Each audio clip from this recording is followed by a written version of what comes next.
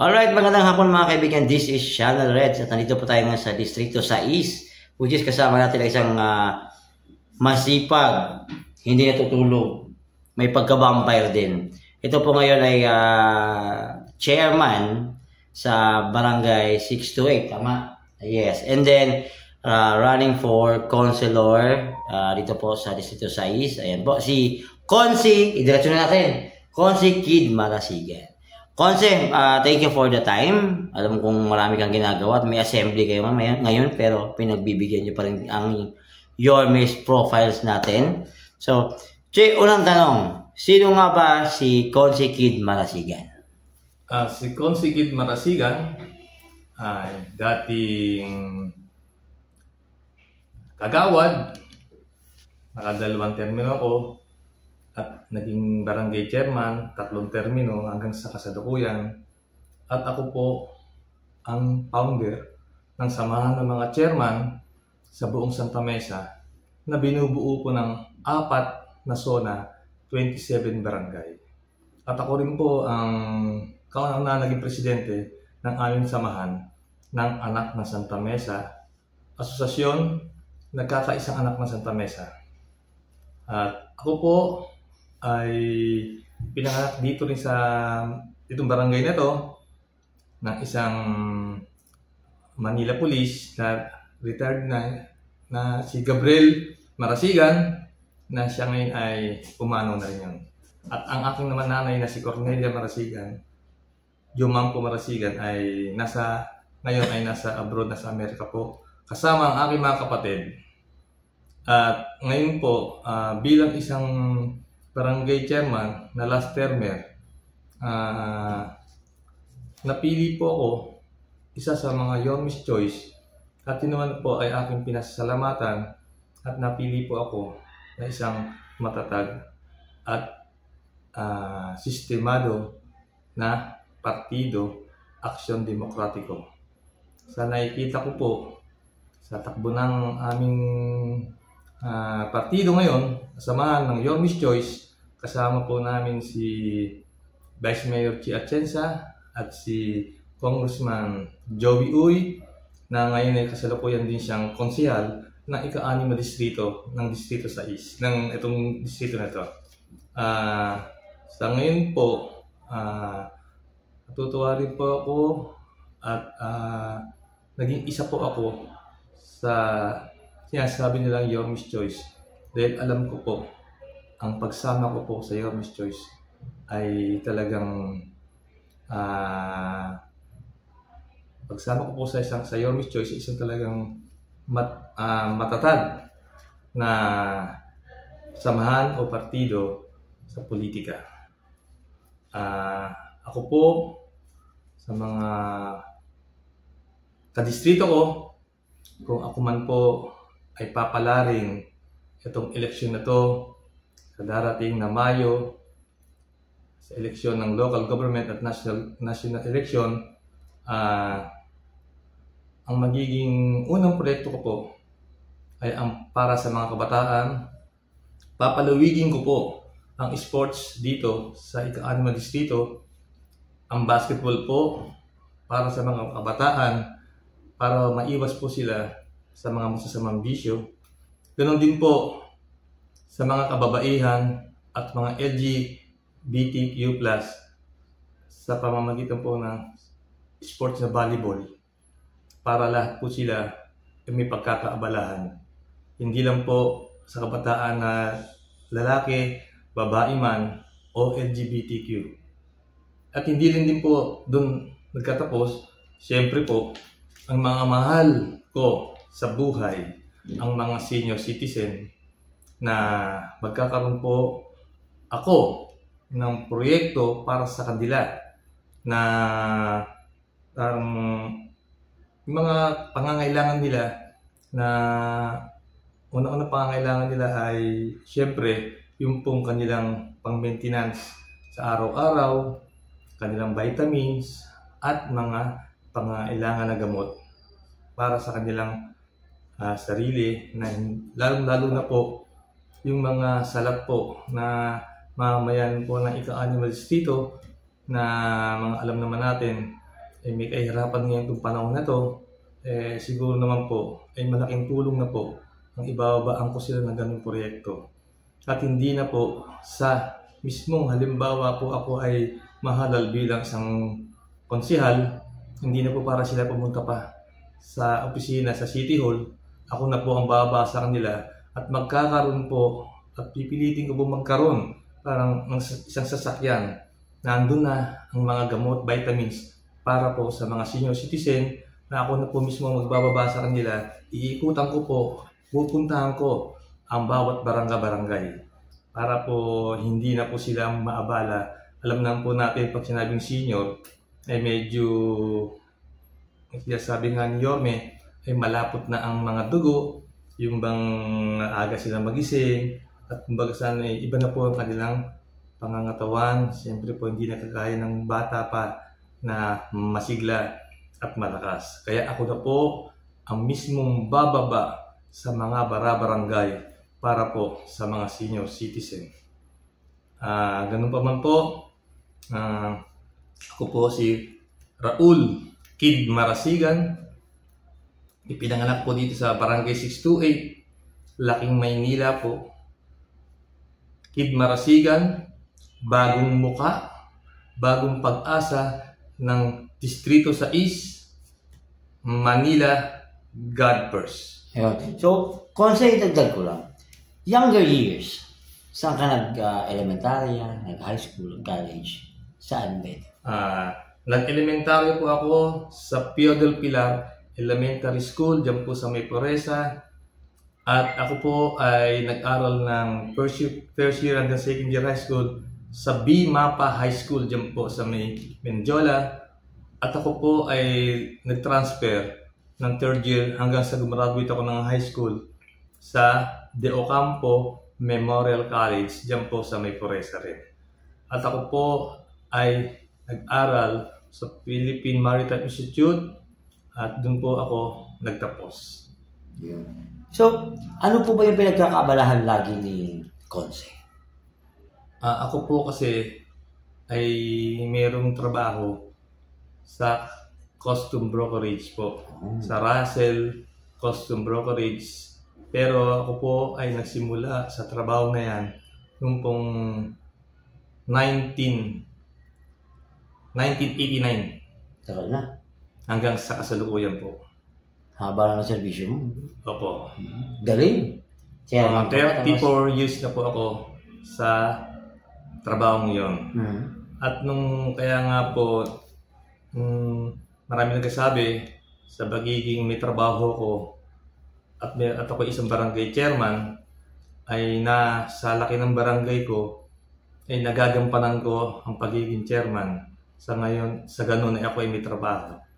Pero sa ganun pa man po, maganda rin po kasi yung may trabaho na ikaw ay isang barangay chairman para po hindi ka po aasa sa barangay para sa pamumuhay po ng iyong pamilya o ikabubuhay ng pamilya. Ako po ay may trabaho, ang barangay po ay hindi hanap buhay, kundi ang barangay po sa akin ay serbisyo. Totoo, para tumulong at maglingkod sa barangay. Ganun, kung alam niyo lang po, ako po ay mahigit na 20 taon na tumutulong at nagsiservisyo sa barangayan. So, Konse, paano ka ba, bakit yung tatanong paano ka napunta sa Yorme's Choice? Ano po ba yung kwento nito? Ang kwento po nito, hindi ka ba hinila? Hindi ka ba tilakot? Hindi naman. Ang nagdala po sa akin yan, sa totoo lang po, ay ang ating konsihal na ngayon tumatakbong congressman na si Joey Uy. Oo, si boss. So, ano bang sinabi niya sa inyo? Tinawagan ka ba ni Yorme? Hindi naman po. Ipinakilala lang ako ni Congressman Joey Uy. In-endorse niya ako kay Yorme Isko Moreno. Na sa gano'n naman natuwa naman ako nung tinawagan ako ni Congressman Joey Uy na magpunta raw ako para mag-report kay Yorme Isko Moreno. Yun ba yung event natin last time? Yun ba yung sa may... At dun po sa may Paranaque? Oo, Sa may Paranaque. Asiana po, tama po. So, bilang Yorme's Choice sa ngayon, Konse, ano po yung difference nang wala ka pa sa Yorme's Choice at nasa Yorme's Choice? Ano yung pinagkaiba nun? Malaki ba binagbago? Malaki ang pinagbago dahil po nalaman ko po sa pool po nung nandun ako sa Yorme's Choice, nalaman ko po ang pagbabago lalo na sa politika na hindi lang basta-basta ang Yorme's Choice, talagang dapat ka maging masipag, maging maagap at maging mapaglikha, lalo na gagampanan mo sa mga tao. Sa ngayon po, ano po yung nararamdaman ninyo sa pag-iikot ninyo? Kasi mas malaki yung sakop nyo eh. Before barangay lang. Ngayon buong distrito ng Sais. Ano po yung nararamdaman nyo way before na hindi pa kayo nag-iikot? So ano po yung feedback ng tao? Ano po yung nararamdaman nyo? Kasi nakikita nyo rin at nararamdaman nyo yun eh. Kamusta ba? Overwhelmed ba? Open hand pa sa inyo? O normal pa rin? Same yung dati? Simula po nang napunta ako sa Yorme's Choice, yun po ako ay nagdeklara sa isipan ko at sa aking pangatawan, sa aking sarili, na ako'y kumandidaro bilang konsyal. Na dati ay barangay chairman ako, ngayon hanggang sa ngayon, barangay lang ang aking iniikutan. Ngayon, buong ika-6 na distrito o 6th district, iniikot ko na yan. Halos araw-araw, andyan yung magpupunta kami, kasama ko yung mga tao ko, pupunta kami sa mga lamay, sa mga namatayan, pupunta kami sa mga gathering po, may mga okasyon o event. Naging masyadong busy na po ako, pero kahit ganun pa man po, hindi ko pa naman po pinababayaan ang aking pagiging barangay chairman at aking trabaho ko po sa Taguig sa custom brokerage po. So talagang bilis kilos to si Konse. Oo, ano to? Vampire na rin to eh. Gabi-gabi daw, umiikot daw kayo. Kahit saan daw kayo maabot. Pati punta, pinapasok nyo na. Lahat po basta 6 district po, pinapasyalan ko po lahat. At lalo na po, sa akin naman, hindi naman po sa meron po kasi kaming rescue vehicle na ang aspect po niya ay parang isang ambulance. Sa ganun pa man po, hindi pa po ako isang konsihal, naganap na konsihal.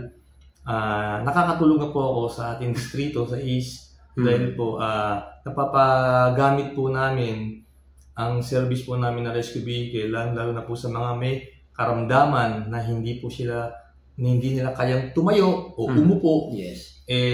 Alam niyo man po, ang pag-arkila po o pagrenta ng ambulance hindi bababa sa 20,000, pataas pa. Pero pag tinawagan po ako at kailangan nila, hanggat available po ang aming yung rescue vehicle at wag lang outside Metro Manila, talagang darating po dyan ang aming rescue vehicle at available ang aming driver. So, Konse, ano po yung pinaka-main goal ng isang Raul Marasigan? Ang main goal ko talaga, sa totoo lang, wala naman sa vocabulary ko talaga ang politika. Okay. Ang public service. Wala. Kasi pwede ka naman tumulong kahit wala ka naman sa So, in history, yung family mo, wala sa politics? Wala sa public service? Wala po. Wala. Kahit sa akin, wala. Nangyari lang yan nung nag-iisip ako na parang napababayaan ba yung lugar namin.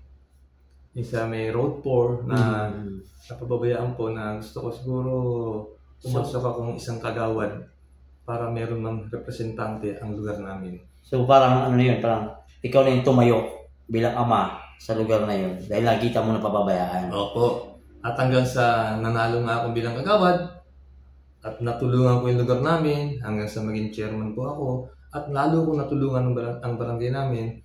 Kaya nga po sabi ko nga sa sarili ko, pwede ka palang tumulong kahit wala ka sa politika, pero mas higit na makakatulong ka kapag ikaw ay nakapwesto sa politika. At marami ka pang magagawang mga programa. At marami pa magagawang programa at wala kang intindihin na permit pa dahil kung ikaw ay nakaupo, siyempre, kaya mong gawin ang programa na yon bukod sa sarili mong pera, ay meron pang budget ang gobyerno para sa magiging proyekto mo na alam mong kapakinabang sa lahat. So, ayan mga kaibigan, narinig natin yung kwento ni Consi. Consi, a mensahe sa ating mga kababayan dito sa Distrito 6. Ang mensahe ko po, mga kasamaan ko po o kapatiran sa Distrito 6, lalo na po sa aking kapatiran ng mga Taogama P. Triskelion, sa aking mga kapatiran po sa mga Eagle, Philippine Eagle, at saka sa mga kasamahan ko pong barangay chairman, sa mga kasamahan ko pong mga kagawad, mga kasamahan sa mga barangayan, at sa lahat po ng tao dito sa ika-6 na distrito, lalo na po nga sa mga senior citizen, bilang po isang tumatakbo po na isang konsihal ng Distrito 6, asahan nyo po hindi po kayo mabibigo at hindi po at siguradong ako po ang magiging kinakatawan nyo na isang konsihal sa ika-6 na distrito, lalo na po yung mga LGBTQ. Hayaan nyo po, at ako po ay naupo bilang konsihal. Meron pong kakaagapay sa inyo, mga LGBTQ. Promise po, meron tayong laging samahan na ipapaabot ko sa inyo lagi. Abot kamay nyo ako. Ganon din po sa mga Taogamang mga brad ko, mga Eagles. Hindi lang po, sa lahat po ng tao dito sa 6th District. Ang bagong mukha po nito ay ang magiging bagong pag-asa ng ika-6 na distrito. Kaya nga po, sinasabi ko sa inyo, Kid Marasigan po. Manila, God first. Ayun, maraming salamat mga kaibigan. This is Saturday again at welcome po sa ating Yours Choice Profiles. Kay Raul Marasigan, thank you po ng Distrito 6. Konsehal po ng ating Maynil, ng ating lungsod. Ingat po tayo. Maraming salamat po sa time. Alam mo kung busy pero salamat din. Talagang napasok pa natin ito. Marami pa. Sa 6, marami pa tayong interviewin. Abang-abangan nyo na lang. Basta importante, nauna ang ating idol. Anyway, maraming salamat po. Ingat po tayo.